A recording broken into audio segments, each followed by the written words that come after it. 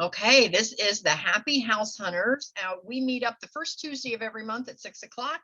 We're going through the 6 F's of real estate, which is finding, funding, fixing, flipping, filling, and finally, what is your freedom number?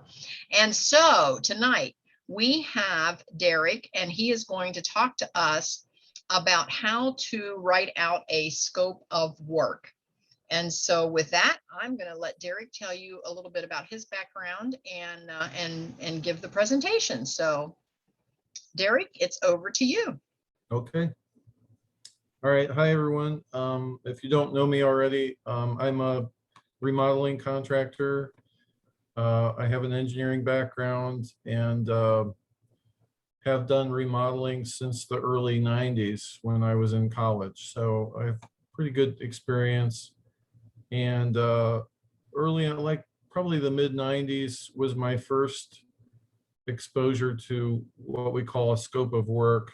And I was working for a painting company and doing their estimating for them. And every estimate had what was called a scope, so a scope of work. And it was just a list of all the items that we were going to paint or finish.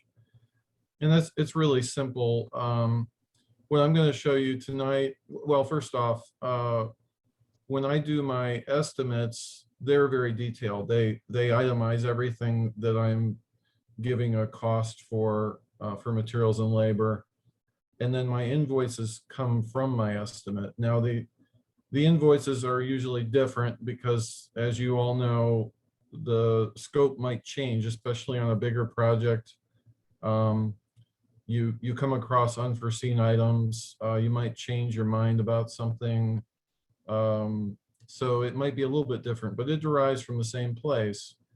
What I'm going to show you is something even bigger because I'm going to be starting a full house rehab here very soon.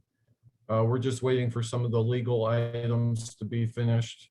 And hopefully on the 20th, I'll be able to show you more with that property specifically. But for tonight, can't hear you, Kathy. Okay, just so our folks know, on the 20th is our mastermind. So for those of you that are not in the mastermind, what he's talking about is on the 20th, we have our mastermind meetup, and he's going to go into a little more detail on the scope then. So, Right. so we'll watch for you there. Right. Hopefully I'll have an actual scope for that project. If not, I'll improvise. But anyway, so Kathy, how do I share my screen? Can't hear you. Oh, I see a button. Okay. Let me try that. You disabled participant screen sharing, so you have to enable that, I guess. Let's see. Where do I enable that? Who can share? All panelists. All right. And all right, you're good. Okay, let me try. Can you see it now? Not yet. All right, here we go. Okay. Can everyone see that? Nope, hasn't come up yet. No. Okay. Oh, here it comes. Here it comes. Here it comes. Okay. So does everyone see now? It says that you've started your screen sharing, but it hasn't populated yet. It's Okay. it's still just a dark screen on our end. It just says you've started it, but it doesn't show yet. Okay. You should see an Excel spreadsheet. Yep, hasn't come up yet.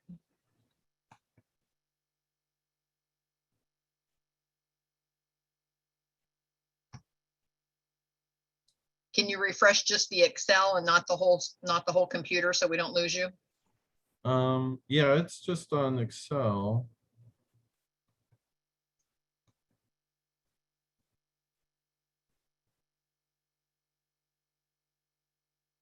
Still nothing? No, it just says you've started your screen sharing. Can anyone else see anything, or is it just me? Do you just see a dark screen saying that he started his screen sharing? Yeah, it's just a black screen. Okay, that's what I thought. Okay, I'm gonna try again. Okay, hold on. Okay, you can stop sharing and then reshare. Maybe that'll work. Yeah.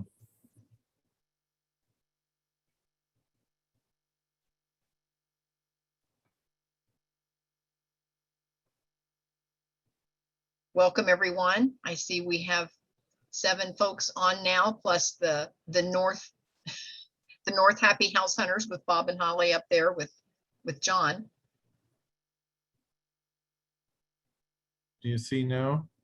Nope, it still says you've started screen sharing, but it doesn't show up. Okay, I don't know what to do. Okay, view options. Let me see.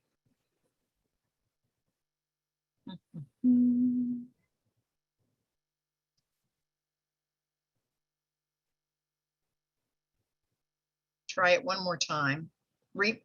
Can you, are you on the Zoom call on the same computer that you're trying to share? Yes. Okay. Go up and minimize your screen up in the view. You'll be right there. So keep smiling. It's just the big view will be gone, and go in and try to open up your screen in the background and see if you can refresh it. And Oh, man. Okay, I'm not sure what you meant there. up in the view, if you click on a view, Yeah. it shows there that you can exit the full screen. Well, yeah, I don't have many options. I have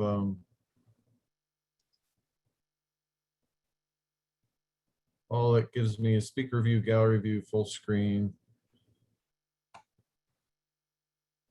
What I was thinking was if you got out of the full screen, you could actually see your computer behind the Zoom call. Oh, easier. yes, yeah. That's what I did. So I had it share my Excel.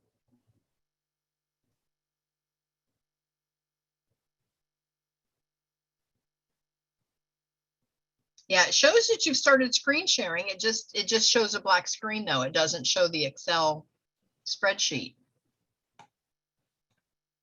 Huh. There it is. There it is. There it is. We got it.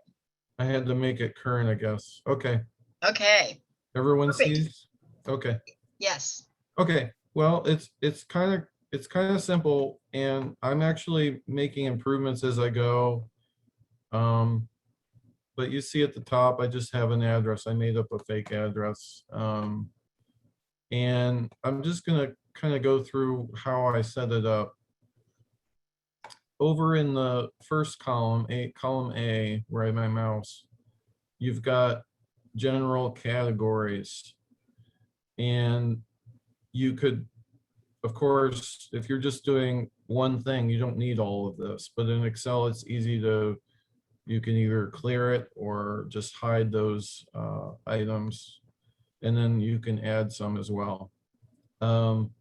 If you want to change to a different one, you can right click on the cell, which I'm trying to do live. All right, there we go. And then you go down to pick from drop-down list. Mm-hmm. Down at the bottom, and you can pick any of the ones that are already in this column, and you can change it to that. Now, you could also customize that and have you can have custom drop downs. But I don't see any need to do that. I've got all these in here. Then in your description, that's where you get more precise information. And the way I kind of do it is, let's just say, let's say I had, see here, I have tear off and replace the shingles, but also some of the sheathing and the soffit. But let's say the soffit was somebody else. Then over here in column A, I would add soffit repair, you know. Okay. and have You a would carpenter there. separate that Okay. out if you had someone else. Yeah, and the reason for that is, you know, so I'm managing this big project. I'm going to have lots of different subcontractors, and even if they were all the same contractor, I might want to itemize them because I might pay them according to the job. So that's why it's so precise here.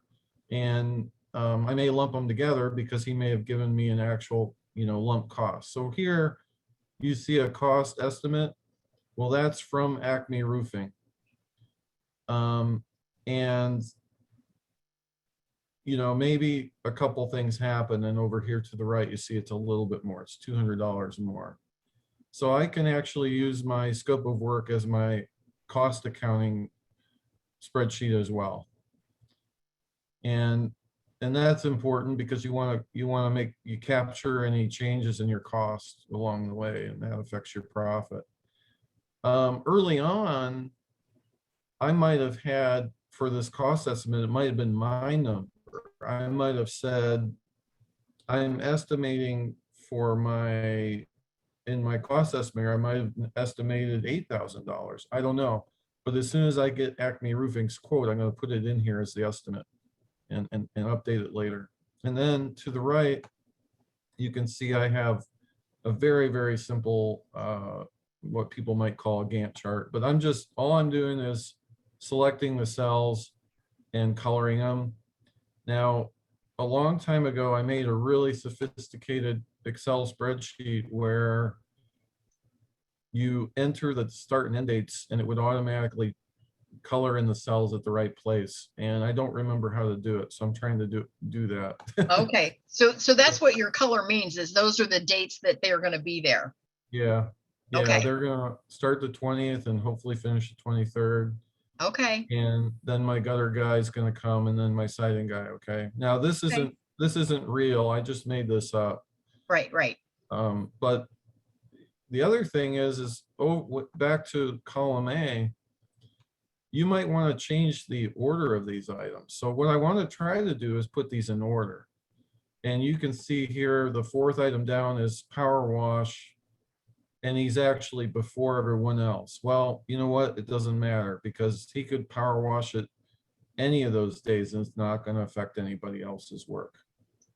So on some scope of works, you might want to tie these in order so that you know, hey, for example, siding has to be done after the windows. And if you put them in order, that'll remind you, and you can, you know, tell your contractor, hey, you got to wait until the window guy is done before you come and do the siding, as an example. So this is good, and that's why, you know, it's Excel. It's easy to insert a row. I'm going to do that right now. So I'm going to insert. Now, while you're doing that, Michael says conditioning formatting. He said write it in the rules. So right, I remember that. Yeah. Okay. It's just been about 5 years since I did that, so I know it's in conditional formatting, and I'll have to experiment with it. Yeah, thanks, Michael. Yep, thank you.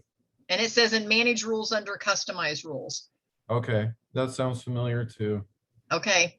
So my Excel isn't responding right now. So anyway, it's easy to change order. You can you know, you can pull down, use my insert and put the windows before the gutters, for example. It's easy to do, and you can change the order if you want to.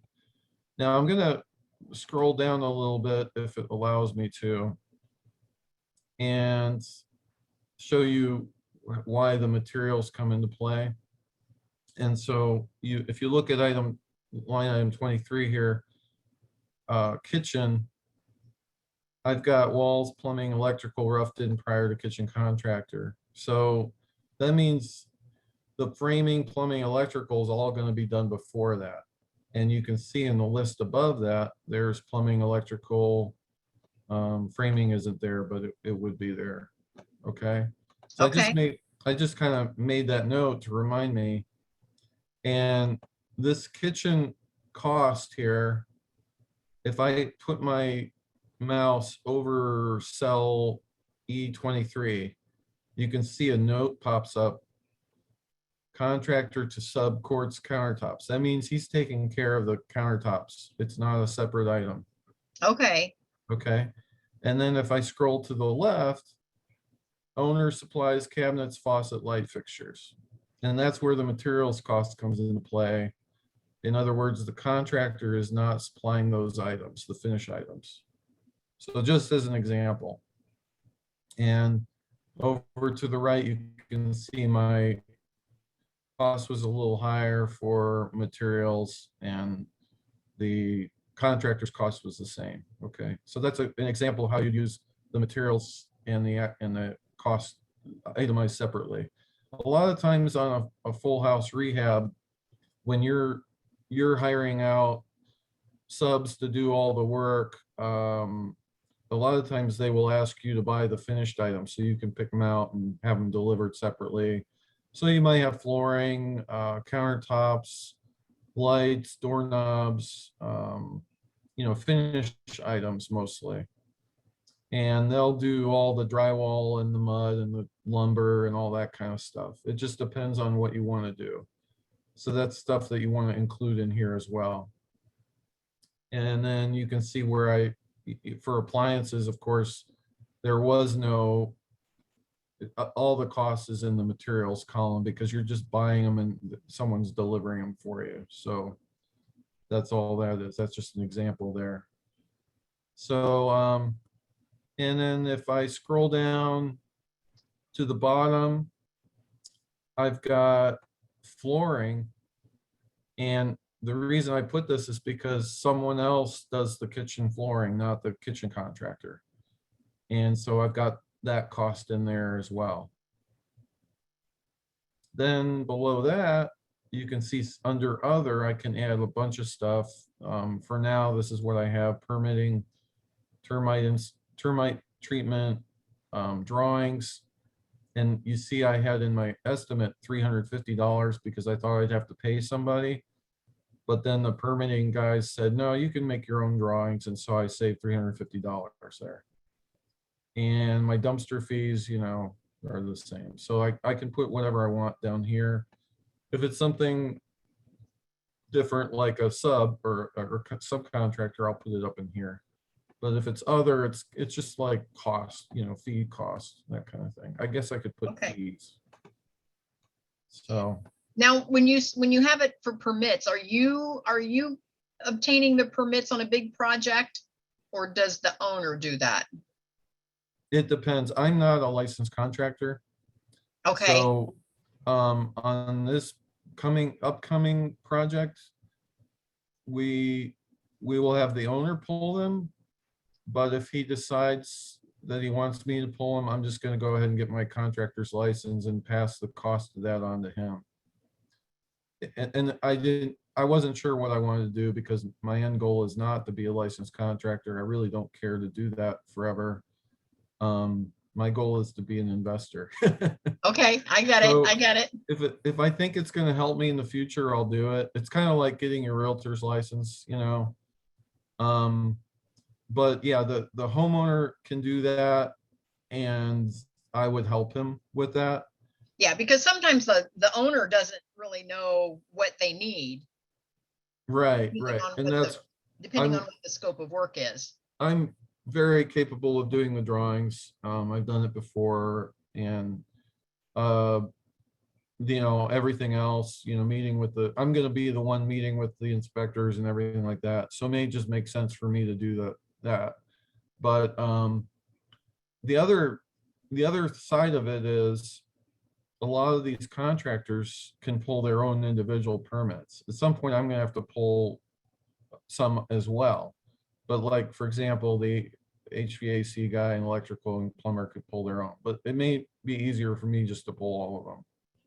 So, I'll talk to individual contractors and see the way to go there. Okay. So whatever's easier really is what it comes down to. I don't like things that are complicated. So, and then, like I said, I'm also using this for cost accounting. And so our running total is down here at the bottom. And I can, if you're halfway familiar with Excel, you can add notes all over the place like I did. And that's very helpful to help you remember where stuff comes from. You can also put all your detail over here in column B. Putting more detail is better. It's better to be redundant and excessive than it is to not write stuff down and forget what was going on. And I've had comments from a lot of my clients as well, saying that my estimates are the most detailed estimates they've ever seen. And I share individual costs for each item. I don't just put a total cost at the bottom, they know exactly where that cost is coming from. And the Okay. same, yeah, and the same thing with my invoices. I'm not trying to hide anything. So if they want to back something out or add something, they know exactly what it's going to be. So I this like that it's all laid out like that. It's very easy to see the whole project that way. Giovanna has unmuted because she has a question for you. Giovanna, go ahead. Sure. So how do you know if you need to pull a permit or not? If you're working with the owner, do you know in the beginning, or do you know once you start, I guess, tearing holes in the wall, if you need a permit or not? Okay, well, if it's in the house that I'm going to be rehabbing, it needs everything. It was a fire, so you have to pull permits for the entire project. It also depends on the municipality. So in general, let's say you're just technically you're supposed to pull a permit for just about anything you do, but it doesn't make, it's just a way for the city to tax you. So I wouldn't pull a permit for changing a water heater. I wouldn't pull a permit for remodeling a bathroom that's already there. But if you're adding a bathroom, you should. And if you're doing something that could be potentially dangerous, such as getting a new panel for your wiring, you should have the electrician pull a permit. Can I respond also, Sure. Derek? You can contact whatever municipality the property is located in, and they'll have a list of what requires to be permitted and what doesn't require to be permitted, Giovanna.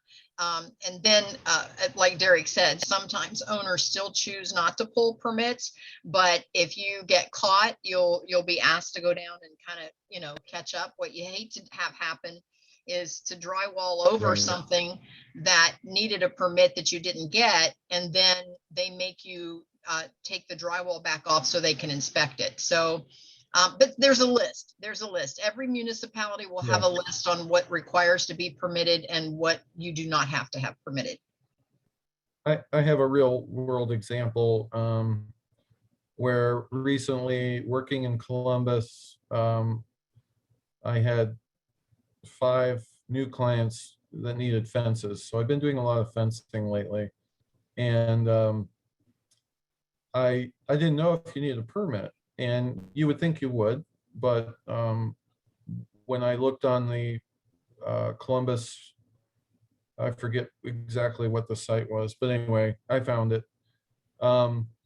They said as long as it's not over 6 feet, you don't need a permit. And I remember back in the 90s you did. So they changed it. They probably just had too many people and not enough people to inspect. And they're like, if it's under 6 feet or under, just go ahead and do it.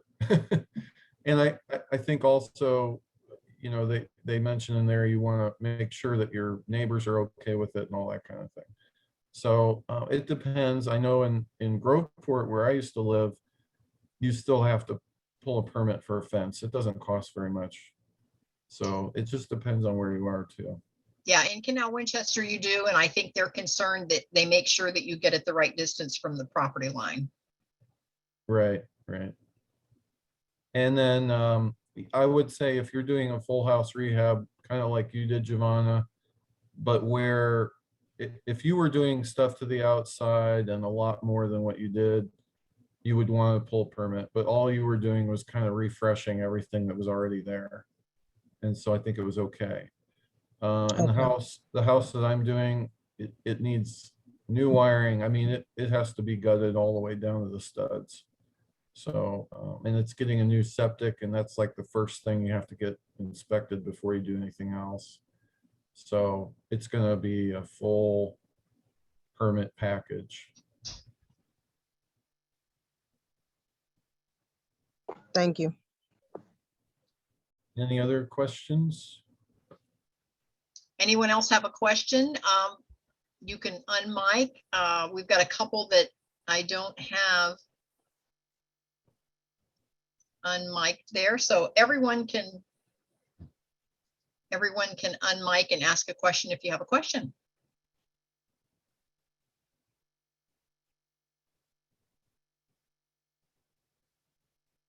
I don't Um, have a question, but I'll say go this looks really good, especially from somebody who has OCD. There you go. Yeah, I do like the spreadsheet. I like it a lot. Good. I'm constantly trying to improve it. So what do you do when a contractor just throws on an additional bill at the end and like adds in a bunch of extra stuff? Like when you're Okay. subcontractors, Yeah. when they're like, oh So- yeah, we did this, plus we're gonna, you know, just add another $12,000 to the bill because we feel like it. Well, are you talking about a general contractor or a sub or what?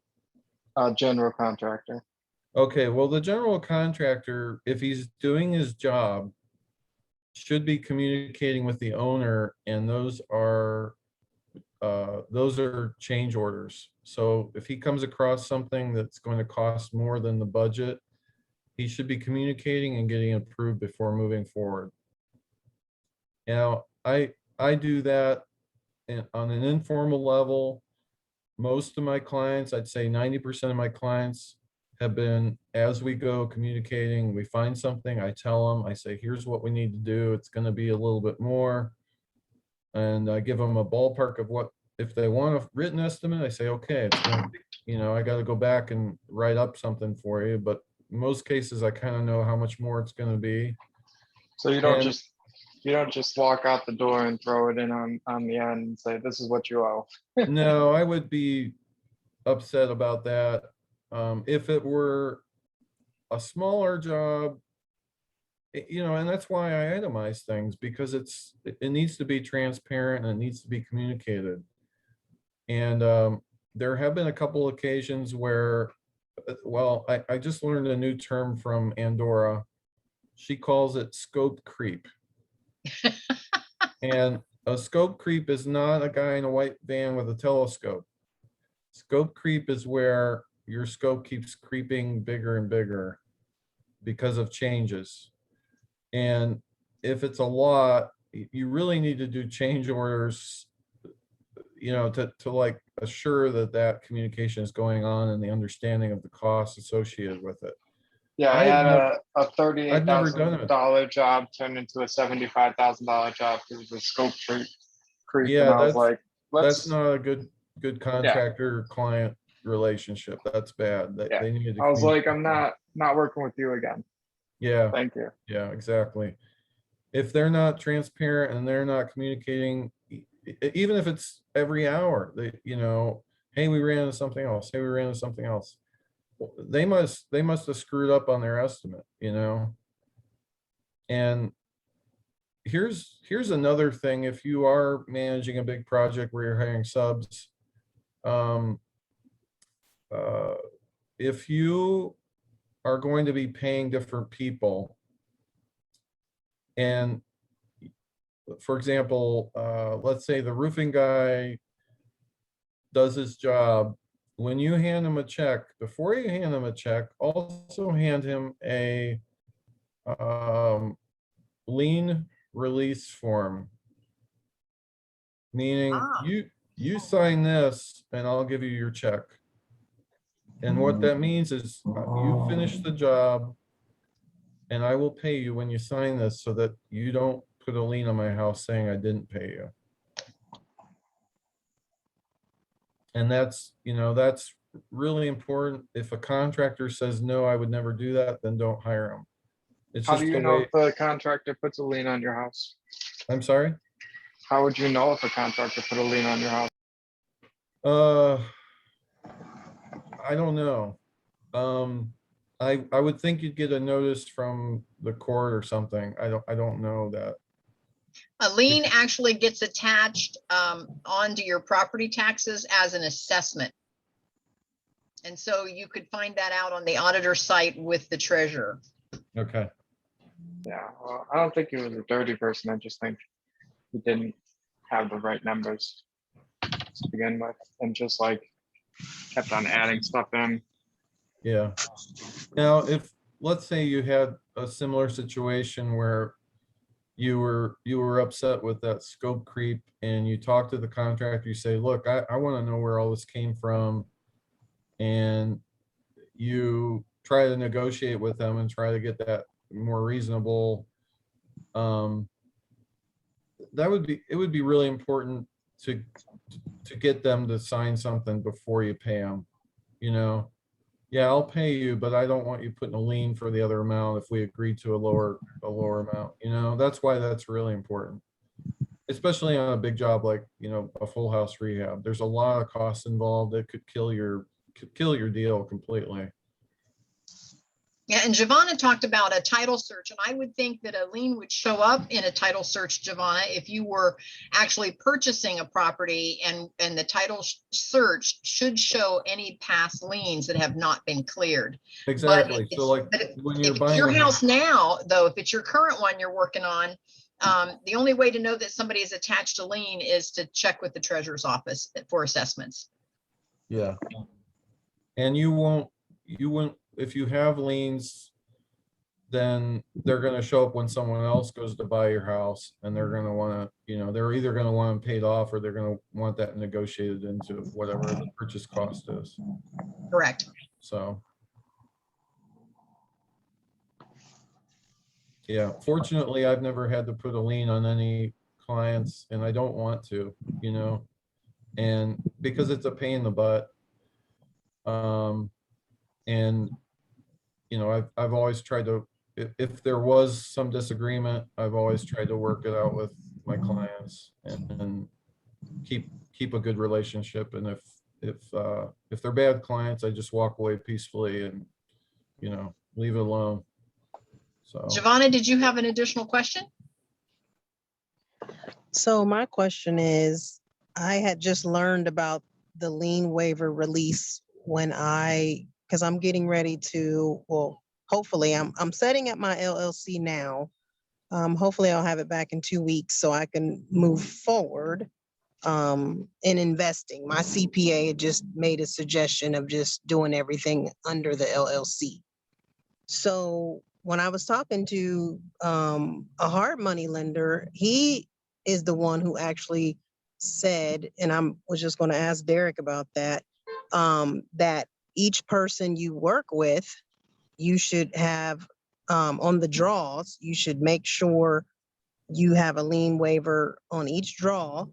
And then he also had said that if there's a specific contractor that you work with, that they should actually sign a contract. Yeah. What do you think about that? Like the owner should have their own contract, I guess. Yeah, I agree on a big project. Mhm.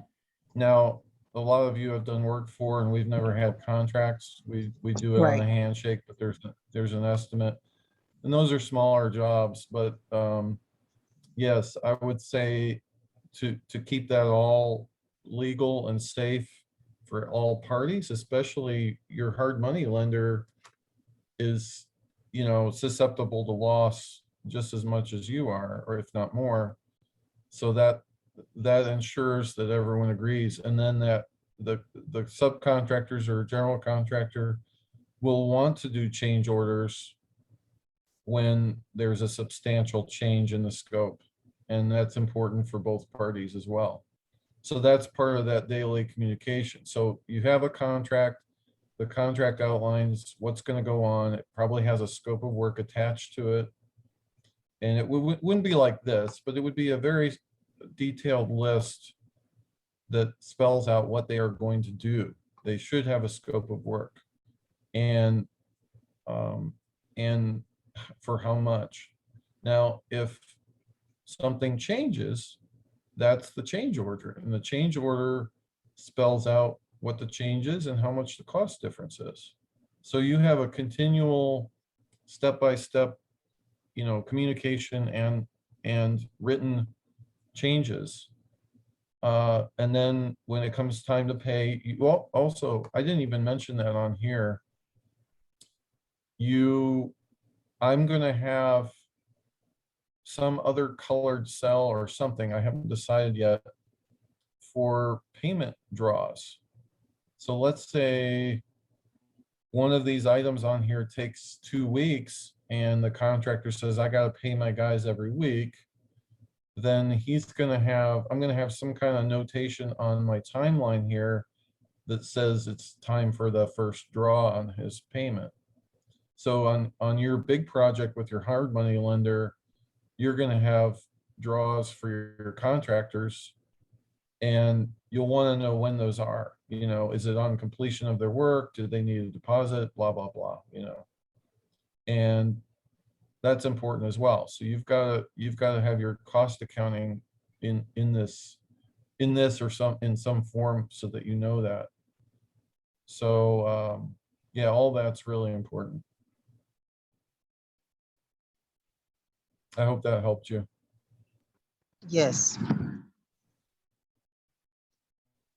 Now, I know sometimes it gets frustrating when a contractor doesn't finish on time. I had a major roof repair that I just had done. And of course, they had to take the whole roof off first. It was a flat rubber roof they were putting on, and they had to take all of the old stuff off.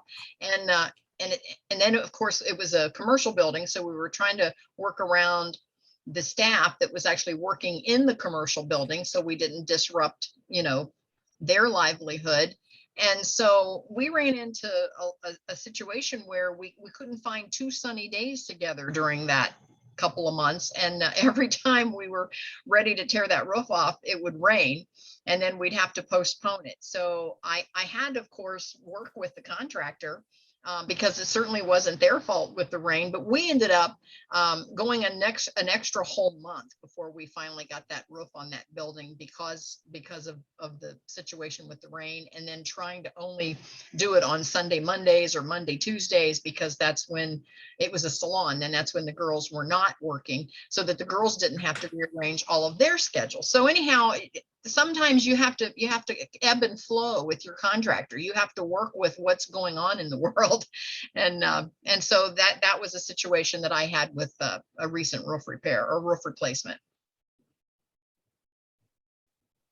Right. Yeah. And I had an experience at the rehab I did in Grandview. The windows held everything up on the outside. We couldn't do the siding until we did the windows. We couldn't do the interior trim until we did the windows, and the windows were the longest lead item. So when you're doing a big project like that, planning is everything. And you up front, you want to find out how long lead times are in materials and availability of contractors, especially now when they're in shortage. So for example, on this project, I'm the backup plan. Okay. So if we can't get someone, I'm gonna hire my guys to help me do some of the stuff if we can't get someone on the right part of the timeline. Well, and And that's good because you can do the work. I mean, you can always sub it Yeah. out, but if you can't get it subbed out, you could step in and do the work. You have the skill set to do that. Not every one of us have that. Right, exactly. So yeah, and so that's an advantage. It's not something I'm looking forward to necessarily, but if I have to, I will. And you know, and my helpers are anxious to do that because they want to learn how to do more stuff. So it's kind of cool for them, but I'm hoping we don't have to. And there's a few things I won't do. I'm not going to do gutters because I don't have the equipment.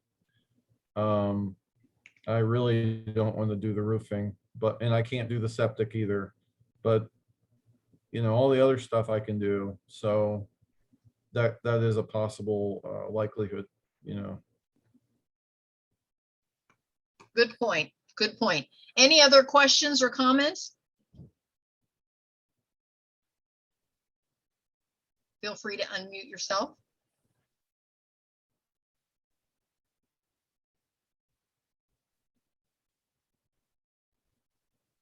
We have a quiet group. They know everything already.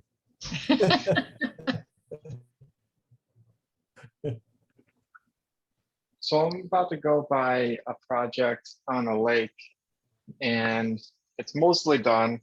It needs some drywall, a lot of insulation. I'm about to go look at it this week actually, and put in an offer for it. even with the hot market, should I put in, should I underbid it, or should I just put in at cost? Because it's literally right on the lake. So it's about a half an acre up in the White Mountains in New Hampshire. Beautiful area, just needs a little touch up. And it's 99% there. No, a little drywall, insulation, some electric work, which isn't What's that the bad. market? What's the market like there? Oh, it's crazy. Because I've been in areas where the market isn't like it is here. Oh, And so just, it's crazy. well, I mean, maybe, are you you using a got- realtor or? I'm using I have a couple realtors. I think they would probably be able to tell you what to do there strategically. Yeah. Okay. And I think Shavana had another question. I was gonna say, with Derek doing the investing, are you doing more of the private money side, or are you gonna be running someone's project if they need your help? Both. Of course, I'm I- asking for myself. Yeah, yeah, I think it depends on how busy I am. Right now I have a full load of remodeling projects, and that's why on this big project, I'm trying to hire everyone out and just do the project management part, which is gonna keep me pretty busy too. And I'm not really getting paid until the end because I'm a partner on it. So I'm gonna be busy at nights and during the day calling people, plus working on my own projects. So it's gonna be pretty busy here till the end of the year. But you know my goals, we have similar goals. And if I have, I'm trying to use my strengths, and I do have private money lenders that just want to see some more work before they invest with me. And so I think I have a lot of potential here for doing some big projects, and then accumulating rentals, and the rentals are probably going to be distressed properties that need rehab. I just think that's the best way to go. And I think that's my strength. So why not use that project management strength, skill set, and help other people too. So right now I'm doing, it's not really a joint venture. I guess I'd call it a partnership. And that's a great way to get started if you've got something to offer somebody. And I've had several people that are interested in doing joint ventures with me. So I think that's the direction I'm going. And once I get enough rentals, I can slow down on the remodeling side and not work myself to death. So that's the goal. But, hit me up. I'll see how busy I am. I'm not sure how much I could do right now, but, definitely if you need something, let me know.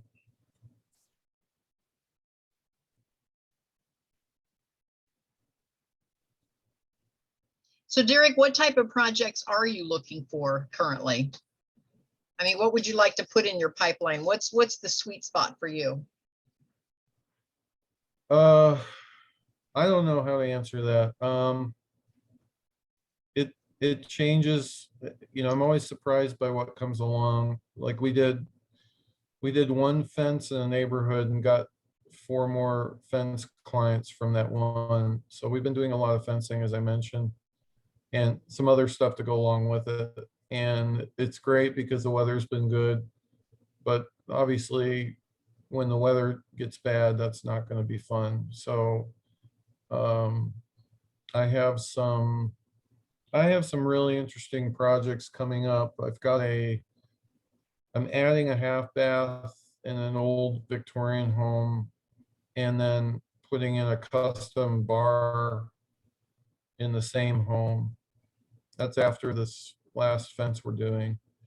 And then after that, I'm putting in this huge 44-foot long audio-visual platform in a church. So Interesting. yeah, so I just keep getting all these great projects. I did a bathroom last week. And it wore me out. Bathrooms kind of wear me out now. It's just pretty intense. It's a small space, so I can't really use a helper. They always want them quickly. So yeah, I can do beautiful bathrooms, but it just kills me. So, you know, I don't know. I don't know how to answer that question. But in general, I've already mentioned what my goals are, so you kind of know that. Yeah, You know, crawling around in crawl spaces is not fun. I don't do ladders anymore, as you know. right. For those that don't Um, know, Derek fell off of a ladder not too long ago. Yeah. I was on a ladder today, but I was only up like 4 steps, you know, working on a pergola. Okay, So I wasn't nervous on that, you know, but um I'm trying to stay away from that stuff. So no roofing, no scaffolding, none of that stuff. I get it. I get it. Mark doesn't do ladders anymore either. I get it. Yeah. Any other questions? Comments?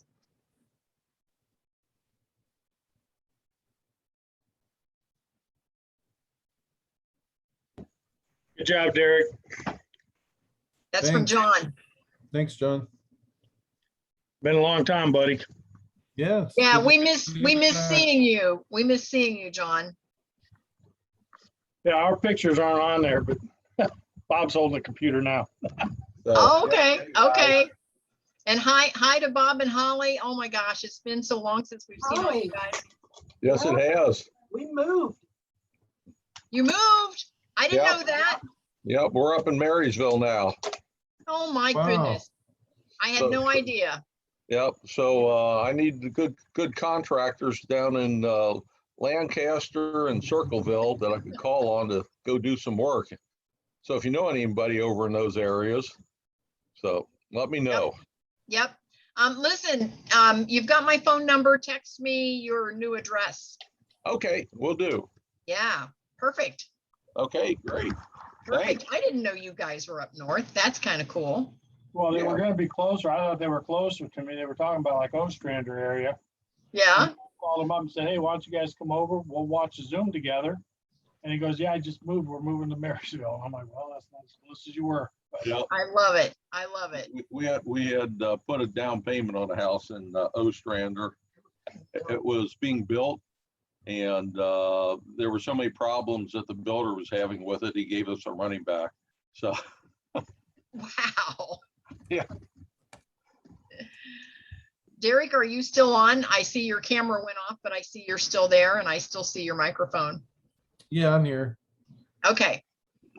All right. Any other questions from anyone before we go?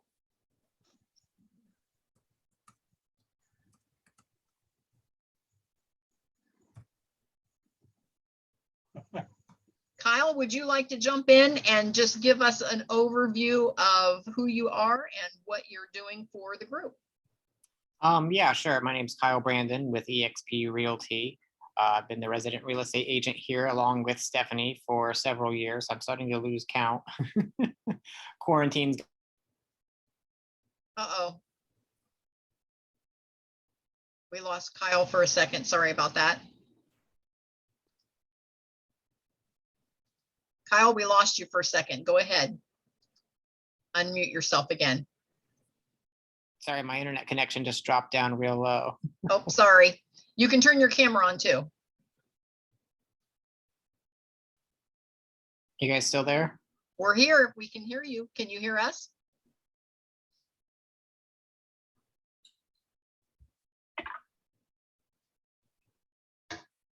Yep.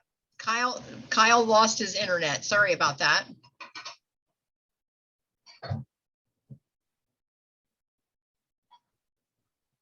We'll let him try. Kyle, can you still hear us?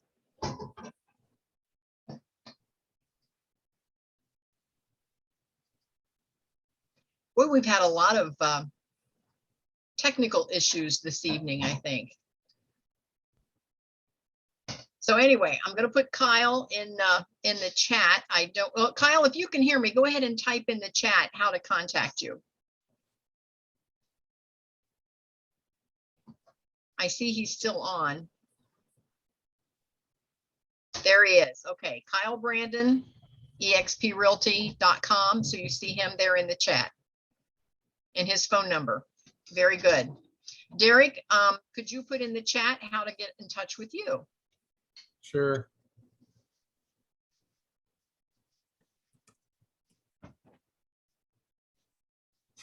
Sorry. That's okay.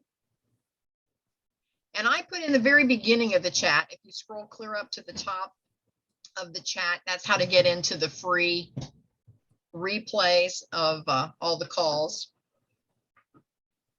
Okay, and there is Derek with his phone number and his Gmail. And you can get in touch with me at any time through my website, through my contact page, kathybinner.com. So connect with me if you want to. Okay, Derek's also on Facebook, so you can connect with him on Facebook. And I'll give everyone a little clue.